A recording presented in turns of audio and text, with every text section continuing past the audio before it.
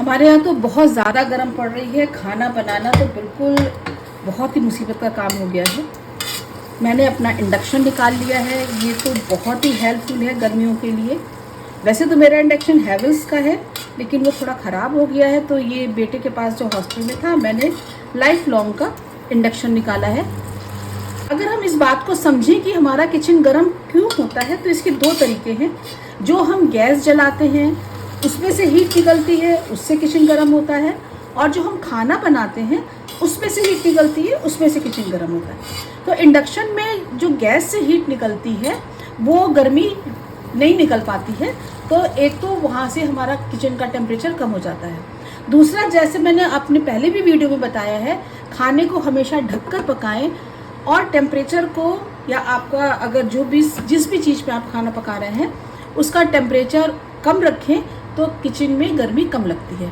मैं तो अब गर्मी में, जब तक ऐसी ही गर्मी रहेगी, मैं तो इंडक्शन पे इसी तरीके से खाना बनाऊंगी, और अगर आप कहेंगे तो मैं आपके साथ शेयर भी करती रहूँगी। आज मैं चने की और आलू की ये सब्ज़ी बना रही हूँ। दोनों तरह से ही जो हीट निकलती है और किचन गर्म करती है, इंडक्शन से वो चीज़ नहीं हो पाती है, तो हमारा किचन काफ़ी कुछ ठंडा हो जाता है और हमें खाना बनाते समय गर्मी नहीं लगती।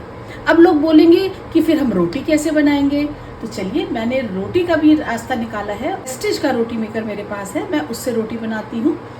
आप उसका भी वीडियो देख सकते हैं, लिंक मैं डिस्क्रिप्शन में दे दूँगी।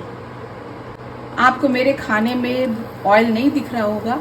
आपको पता है कि मैं बहुत ही कम ऑयल में खाना बनाती हूँ, और मैं खाने को डीप फ्राई तो करना बिल्कुल प्रेफर नहीं करती हूँ। आप अगर मेरे चैनल पे देखेंगे तो डीप फ्राइड वाली शायद ही कोई एक दो रेसिपी पड़ी हो। मैं रेसिपी डीप फ्राई वाली जब मैं खुद नहीं खाती हूँ तो मैं आपको सजेस्ट बिल्कुल नहीं करूँगी। मेरा अपनी हेल्थ का ख्याल रखती हूँ, अपनी फैमिली की हेल्थ का ख्याल रखती हूँ, और डीप फ्राइड वाली चीज़ें या बहुत ज़्यादा ऑयल में बनी हुई सब्जियाँ मैं नहीं बनाती हूँ, और ज़ीरो ऑयल बनाती हूँ या लेस ऑयल बनाती हूँ, और वही आपके साथ शेयर करती हूँ।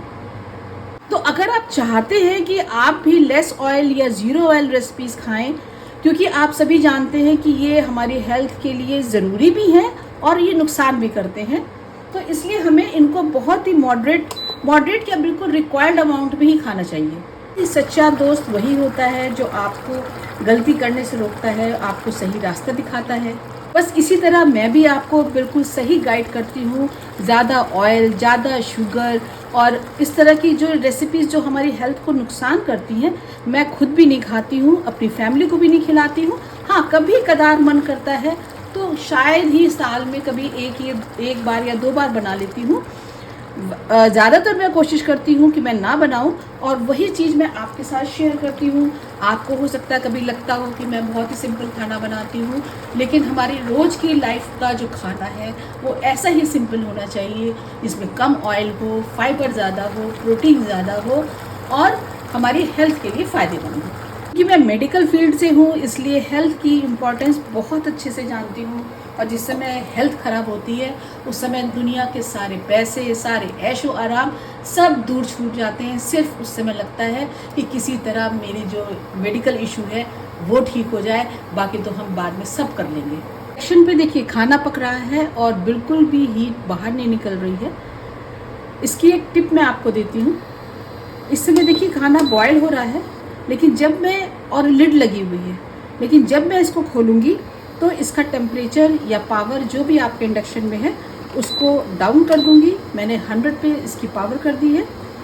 आप इसको पावर से ऑफ़ कर दीजिए, फिर आप ओपन करिए, तो जो इसकी हीट है वो ज़्यादा बाहर निकल कर नहीं आएगी। ये देखिए 100 मैंने पावर कर दी है, टेम्परेचर इसका मतलब इसका डाउन हो गया है, हीट अब ज़्यादा बाहर नहीं निकलेगी। इसको बंद कर देती हूँ और इंडक्शन को ऑफ कर देती हूँ।